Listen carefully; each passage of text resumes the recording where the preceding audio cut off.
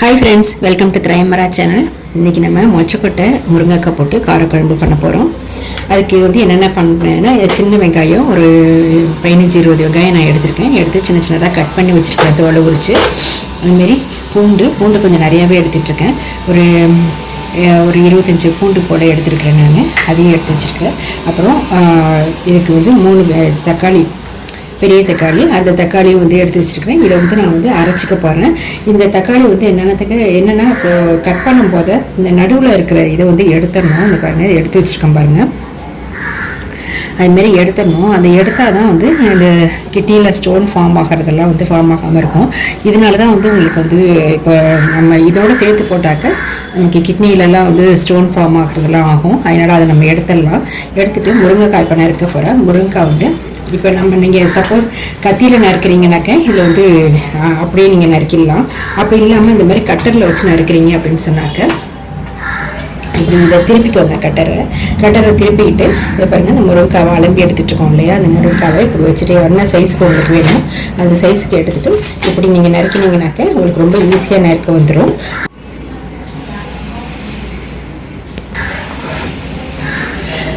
பாருங்கள், இந்த மாதிரி இப்போ முருங்கைக்காய் நறுக்கிட்டு இந்த கட்டரை இப்படி யூஸ்வலாக இப்படி இருக்கும் இல்லையா கட்டர், இதை இப்படி நம்ம எடுத்துக்கிட்டு நம்ம நறுக்கும் போது உங்களுக்கு ஈஸியாக நறுக்க வரணும். அப்படி இல்லாமல் இப்படியே திரும்ப நார்மலாக வச்சு நறுக்கினீங்கன்னாக்கா ரொம்ப ஃபோர்ஸ் கொடுக்க வேண்டியிருக்கும். அப்புறம் இந்த இடத்துலேருந்து எடுத்து வெளியில் வந்துடும். அதனால தான் யூஸ்வலாக முருங்கைக்காய் கட் பண்ணும்போது மட்டும் இது இப்படி வச்சுட்டு நறுக்கிறது ரொம்ப நல்லது.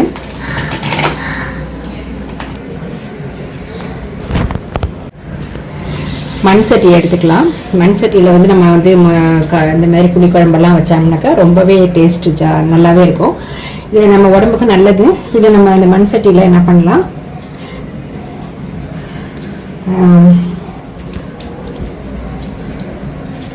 நல்லெண்ணெய் விட்டுக்கிறோம். கொஞ்சம் நல்லெண்ணெய் விட்டுட்டு இதை சரி, எண்ணெய் காஞ்சிடுச்சு. இப்போ நம்ம நறுக்கி வச்சிருக்கிற முருங்கைக்காய் ஃபஸ்ட்டு கொஞ்சம் வதக்கிக்கலாம்.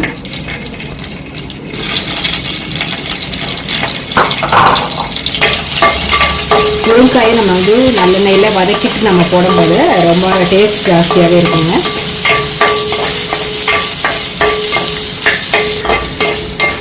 கொஞ்சம் நல்லாவே வதங்கட்டும்.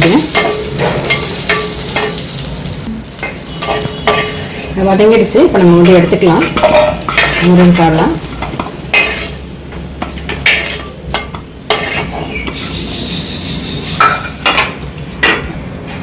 இது கொஞ்சோண்டு நல்லெண்ணெய் விட்டு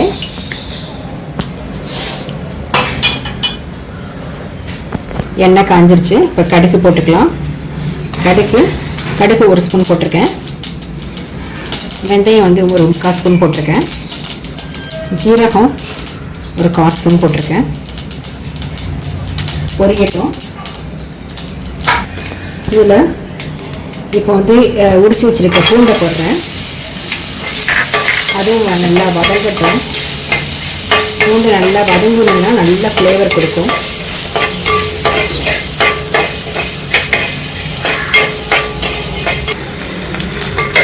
பூண்டு நல்லா வதங்கிட்டு வதங்கட்டும். இப்போ நான் ஆல்ரெடி மொச்சக்கொட்டை நேற்றுக்கு நைட்டே ஊற வச்சுட்டேன். ஒரு 8 ஹவர்ஸ் ஊறிடுச்சு. அதை நான் குக்கரில் வச்சு லைட்டாக உப்பு போட்டு வேக வச்சுருக்கிறேன். ஸோ வெந்திருக்கு நல்லா மொச்சக்கொட்டை. ஸோ நம்ம சின்ன வெங்காயமாக நம்ம நறுக்கி வச்சுருக்கோம் சின்ன சின்னதாக. அதுவும் தண்ணியில் போட்டு வச்சுருக்கோம். தண்ணியில் போட்டு வச்சா தான் அது நம்ம கண்ணு எரியாமல் இருக்கும். இன்னொன்று அது கொஞ்சம் கலர் மாறாமல் இருக்கும். இது என்னன்னா, சின்ன வெங்காயத்தை எந்த வெங்காயமே நறுக்கி அப்படியே நம்ம வச்சிடக்கூடாது. வச்சோம்னாக்கா அது நெகட்டிவ் எனர்ஜிஸ்லாம் அது ஏற்றுக்கும். அதனால் அது பிளாக்காக மாறிடும். ஸோ நம்ம என்ன பண்ணணும், எப்பயுமே வெங்காயம் நறுக்கி ரொம்ப நேரம் வைக்கக்கூடாது. கொஞ்சம் நேரம் வைக்கும்போது கூட நம்ம தண்ணியில் போட்டு வச்சாக்க அது நல்லது. இன்னொரு வீடியோவில் நான் போடுறேன். அது எப்படி நெகட்டிவ் எனர்ஜிலாம் ஏற்றுக்குது அப்படிங்கிறத பற்றி இன்னொரு வீடியோவில் போடுறேன். அதேமாரி இப்போ முருங்கைக்காய் வதக்கி வச்சுருக்கோம். அப்புறம் இன்றைக்கி நான் பச்சை கொண்டைக்கடலை தான், பச்சை கலர் கொண்டைக்கடலை. அதை வேக வச்சு வச்சுருக்கிறேன். உப்பு போட்டு வேக வச்சு வச்சுருக்கிறேன். குழந்தைங்களுக்கு அது ப்ரோட்டீன் நல்லா இருக்கும். வேக வச்சு வச்சுருக்கிறேன். இன்னும் எப்பயுமே தண்ணி யூஸ்வலாக வச்சுக்கிறது வழக்கம். இது தண்ணி நம்ம வச்சுட்டோம்னாக்க நம்ம ஏதாவது கொஞ்சம் காரப்பொடி ஏதாவது நம்ம தொட்டுட்டோம், இல்லை பச்சை மிளகா தொட்டுட்டோம் அப்படின்னா கூட தண்ணியில் போய் கொஞ்சம் இது பண்ணிக்கலாம், வாஷ் பண்ணிக்கலாம் கையை. இதெல்லாம் அம்மா சொல்லி கொடுத்த டிப்ஸ். இதெல்லாம் சின்ன சின்ன டிப்ஸு. எப்பயுமே வந்து திரும்ப திரும்ப பைப்பை திறந்து விட்டுட்டு இருக்காம இது பண்ணிக்கலாம். ஸோ இப்போ பாருங்கள் நல்லா வெந்துருச்சு, வதங்கிடுச்சு பூண்டு. நான் வெங்காயம் போடுறேன்.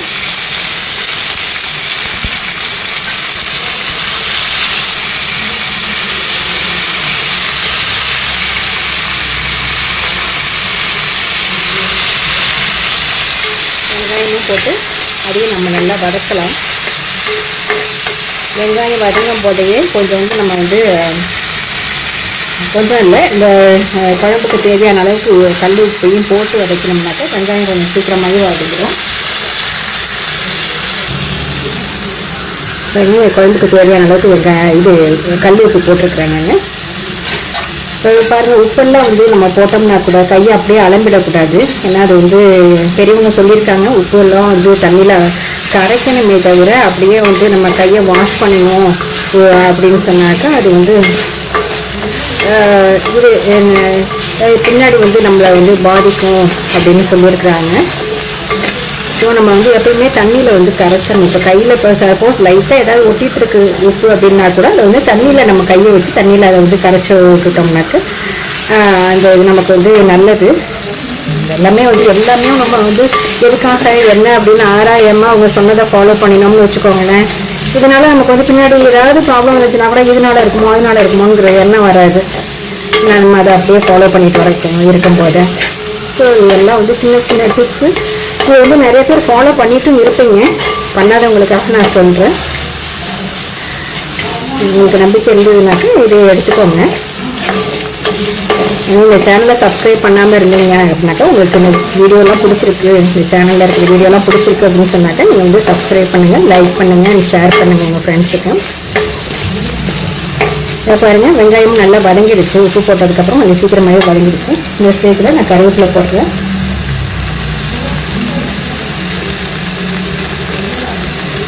கருவேப்பிலையும் போட்டுட்டு லைட்டாக வதக்கிட்டு குண்டு மிளகா வந்து நான் வந்து 3 எடுத்து அளந்து வச்சுருக்கிறேன். யூஸ்வலாக நம்ம முன்னாடியே சொல்லியிருக்கிறேன், ஒவ்வொரு டைம் நான் அப்படி தான் சொல்லுவேன். மிளகாய் இதெல்லாம் புளி எல்லாமே நம்ம வந்து ஒரு தடவை அலசிட்டு யூஸ் பண்ணினோம்னாக்க அதில் இருக்கிற டஸ்ட்டெல்லாம் போயிடும். டஸ்ட்டு இப்போ டஸ்ட்டோடு நீங்கள் சமைச்சிங்க அப்படின்னு வச்சுக்கோங்களேன், அதில் இருக்கிற அந்த டஸ்ட்னால நமக்கு எவ்வளவோ நோய், அதாவது பூச்சி வயிற்றில் உண்டாகிறது இதெல்லாம் வந்து இப்போ கையிலெல்லாம் வந்து டஸ்ட்டு இருக்குது நெய்யில் அதை ஏன் கட் பண்ணி அப்படின்னு சொல்கிறாங்க, பூச்சி வரும் வயிற்றில் அப்படிலாம் சொல்லுவாங்க பெரியவங்க. இதுமாரி நம்ம வந்து எல்லாமே டஸ்ட்டே இல்லாமல் நம்ம வந்து நம்மளால் மேக்ஸிமம் எவ்வளோ முடியுமோ அந்தளவுக்கு டஸ்ட் இல்லாமல் நம்ம வந்து வாஷ் பண்ணிவிட்டு சமைக்கும் போது நமக்கு ஹெல்த்துக்கும் நல்லது, வயிற்றில் பூச்சி ஃபார்ம் ஆகாது. எதுக்கு நம்ம வந்து அந்த மாதிரி டஸ்ட்டோடு சாப்பிடணும் சொல்லுங்கள் பார்க்கலாம். அதனால் முடிஞ்ச அளவுக்கு வீட்டில் வந்து சமைக்கும் போது நம்ம வந்து இது மாதிரிலாம் ஃபாலோ பண்ணணும் அப்படின்னு சொன்னாக்கா நமக்கு ஒரு நல்ல ஒரு இதுவாக இருக்கும். ஸோ இந்த ஸ்டேஜில் வந்து மற்ற பொடியெல்லாம் போட்டுடலாம். அதை பாருங்கள், இதில் வந்து நான் வந்து குழம்பு மிளகா பொடி தான் போடுறேன். குழம்பு மிளகா பொடி ஒரு 3 ஸ்பூன் நான் போட்டுக்கிறேன்.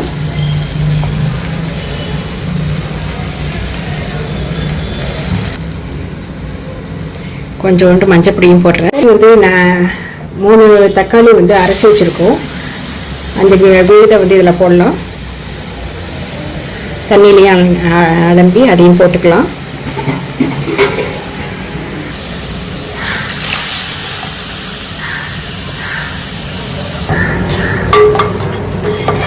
நல்லா கலந்து விட்டுக்கலாம்.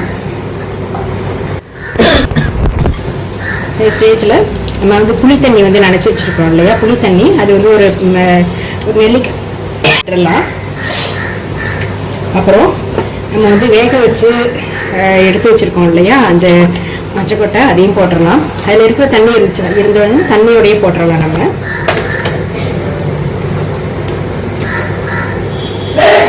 அதுக்கப்புறம் முருங்கைக்காய் வந்து நம்ம இது பண்ணி வச்சுருக்கோம், வதக்கி வச்சுருக்கோம், அந்த முருங்கைக்காயும் போட்டுடலாம்.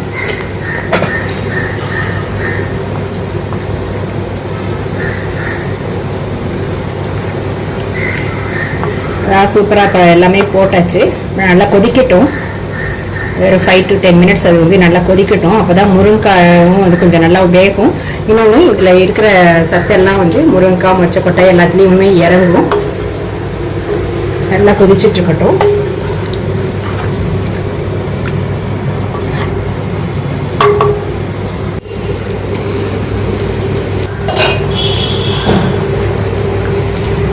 பாருங்கள் நல்லா கொதிச்சிட்ருக்கு. நான் மூடி வச்சு தான் கொதிக்க வச்சேன். நல்லா கொதிச்சிட்ருக்கு. இது முருங்கைக்காய் பார்க்கலாம் வெந்துருச்சான்னு சொல்லிட்டு. இன்னும் வேகலை, இன்னும் கொஞ்சம் வேக வேண்டியிருக்கு. இன்னும் கொஞ்சம் இது கொதிக்கட்டும். இந்த ஸ்டேஜில் நம்ம என்ன பண்ணலாம், நான் ஒரு சின்ன டிப்ஸ் இன்னொன்று சொல்கிறேங்க. இப்போ நம்ம வந்து இதெல்லாம் இப்போ கரண்டியில் வந்து வதக்குறோம், இல்லை ஏதாவது பண்ணுறோம், குழம்புல வந்து கிளறி விட்ருவோம்.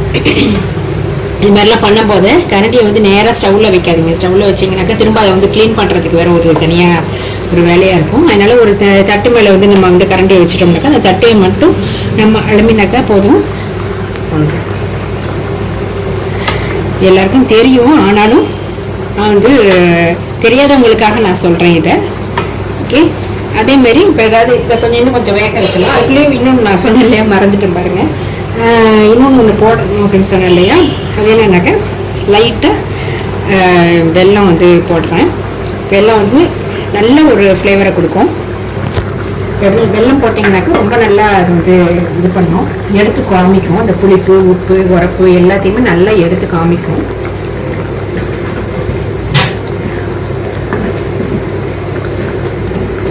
அதே மாதிரி இப்போ நான் ஒரு பெருங்காயத்தூள் போடுறேன்.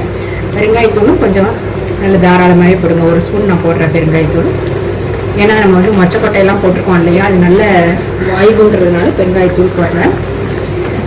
ஸோ இப்போ வந்து கலரி விட்டோம். இதை திரும்ப நம்ம வந்து மூடி வச்சு அதை வந்து கொதிக்க விடலாம். இன்னும் கொஞ்சம் ஒரு 2-3 மினிட்ஸ் அது வந்து கொதிச்சதுன்னா போதும். முருங்கைக்காய் நல்லா வெந்துடும். வேகட்டும். இன்னும் என்னென்னா, இப்போ வந்து சிந்துறதெல்லாம் இருக்குது பார்த்தீங்களா, வெளியில் வந்து ஸ்பில்லாக இருக்கிறதெல்லாம் வந்து அப்பப்போ நீங்கள் வந்து தொடச்சிட்டிங்கனாக்கா அப்போ வந்து உங்களுக்கு வந்து வேலை மிச்சமாகும். இப்போ நீங்கள் டிஷ்யூ ஷீட் வந்து வச்சுக்கிட்டு டிஷ்யூ ஷீட்டால் இப்போ நீங்கள் அப்பப்போ பண்ணுறதெல்லாம் வந்து தொடச்சிடுங்க. அதே மாதிரி இன்னொன்று என்னன்னாக்கா, நம்ம வந்து யூஸ் பண்ணுற பாத்திரத்தெல்லாம் வந்து அப்பப்போ அலம்பியும் வச்சிடலாம். அலம்பி வச்சிட்டோம்னாக்கா நம்ம தனியாக அதுக்குன்னு ஒரு டைம் ஸ்பெண்ட் பண்ண வேண்டாம். இதுமாதிரி இங்கே இருக்கிற தண்ணியெலாம் இருந்ததுனாக்கா தண்ணியையும் நீங்கள் வந்து இம்மிடியட்டாக வந்து ட்ரை ஆக்கி விட்டுருங்க.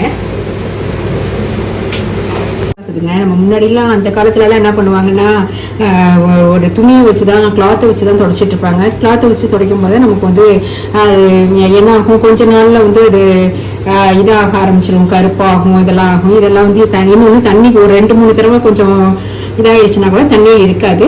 இப்போ பாருங்கள், இந்த மாதிரி ஸ்பாஞ்ச் வைப்ஸில் பண்ணும்போது நல்லாவே வந்து இருக்குது. இன்னொன்று கவுண்டர் டாப் வந்து எப்பயுமே நீங்கள் வந்து நீட்டாக வச்சுக்கோங்க. நீட்டாக மெயின்டைன் பண்ணினீங்கனாக்கா அதுவே வந்து உங்களுக்கு வந்து ஒரு நல்ல ஒரு இதை கொடுக்கும்.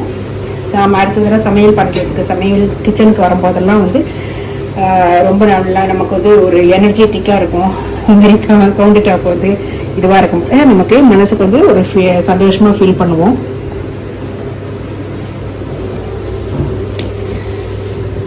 நம்ம வந்து இதுக்காக நம்ம வந்து சமையலுக்காக யூஸ் பண்ணியிருக்கோம் இல்லையா, அந்த பாத்திரம் அந்த இது எல்லாத்தையும் வந்து எடுத்து வச்சதுக்கப்புறம் எல்லாத்தையும் இப்படி நீட் பண்ணிட்டீங்கன்னாக்கா உள்ளுக்குள்ளே வரும்போதே உங்களுக்கு வந்து பார்க்க சந்தோஷம். அப்புறம் நம்ம வெந்துருச்சான்னு சொல்லிட்டு பாருங்கள், நல்லா வெந்துருச்சு. நம்ம மொச்சக்கொட்டை முருங்கைக்காய் குழம்பு நல்லா வெந்துருச்சு, நல்லா ரெடி ஆகிடுச்சு.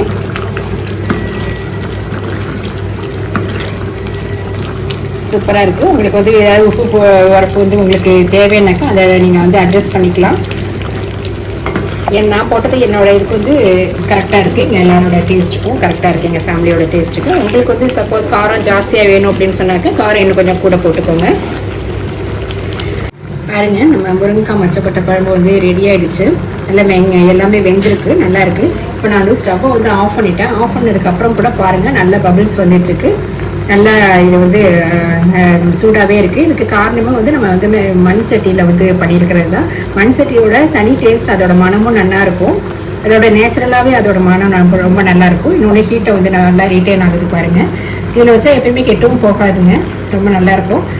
மண் சட்டி, கல் சட்டி, இதுமாரி இரும்பு சட்டி இதிலெல்லாம் நீங்கள் பண்ணும்போது உங்களுக்கு வந்து அதோட குணத்தை வந்து அதை வந்து நல்லா உங்களுக்கு வந்து காமிச்சிட்ருக்கோம்.